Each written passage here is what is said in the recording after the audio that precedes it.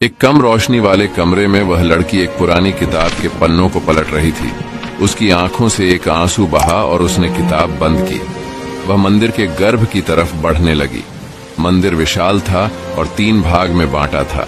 भारी बगीचा, एक छोटा तालाब और उससे जुड़ी लाइब्रेरी। वह मुखिया कक्ष की ओर बढ़ रही थी। मुखिया कक्ष की दीवारों पर देवता और असुरों के युद्ध की कहानी घड़ी गई थी। वह उन कहानियों को देखते हुए लाल साड़ी में मंदिर के मुखिया कक्ष की ओर बढ़ रही थी। उसकी पायलें मंदिर में गूंथ रही थीं। उसने दरवाजा खोला और मुखिया कक्ष में पहुंच गई। तुमने मेरे साथ आज क्या किया? तुमने उसे मुझसे छीन लिया। जवाब दो मुझे।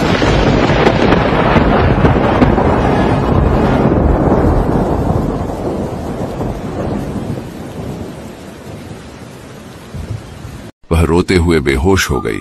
बेहोशी में उसे राक्षस और शिव की कहानी का स्मरण हुआ। बहुत साल पहले एक दानव देवों से अपनी हार के बाद जंगल में तपस्या करने चल पड़ा। उसने तपस्या के लिए एक ऐसे पेड़ के नीचे बैठा जिसका एक मोटा तना था और उस पेड़ के तने पर इंसान का चेहरा बना हुआ था। उसने वहां शिवलिंग स्थापित किया और तपस्या करने बैठ गया। उसकी शक्तियां पाने की भूख और उसकी लालच ने जंगल पर एक ऐसा असर किया कि जंगल की जमीन बंजर हो गई। उस जंगल ने फिर कभी सूरज नहीं देखा। पेड़ पौधे सूख गए। पंछियों और जानवरों का संगीत अब मौत के शोर में बदल गया और चारों तरफ जमीन से लावा निकल रहा था।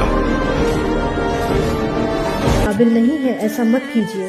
मैंने कुछ सोचा है, आप बस देखिए। भगवान शिव ने खुद को पलक झपकते ही जंगल में प्रकट कर लिया और एक बूढ़े आदमी का वेश धारण कर लिया।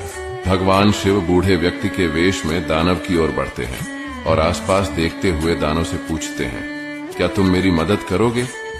दानव, जो अपनी तपस्या में था, जगह नहीं छोड़ सकता था। उसने अपनी इंद्रियों की शक्तियों को एकाग्रता से भर दिया और बोला, हाँ बोलो, क्या चाहिए? बूढ़ा आदमी कहता है, मैं अपने पौधे को ढूंढ रहा हूँ। वह यही जंगल के पास खेल रहा था। उसकी माँ घर पर उसकी राह देख रही है। क्या तुम मेरी मदद कर सकते हो?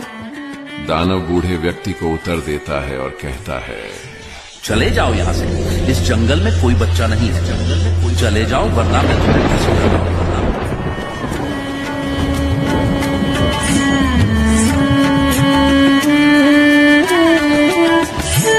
अब उनके पास गंगा है। देखो, ये पेड़ जिसके नीचे तुम बैठे हो, इससे जल की जरूरत है। इसे ही दे दो।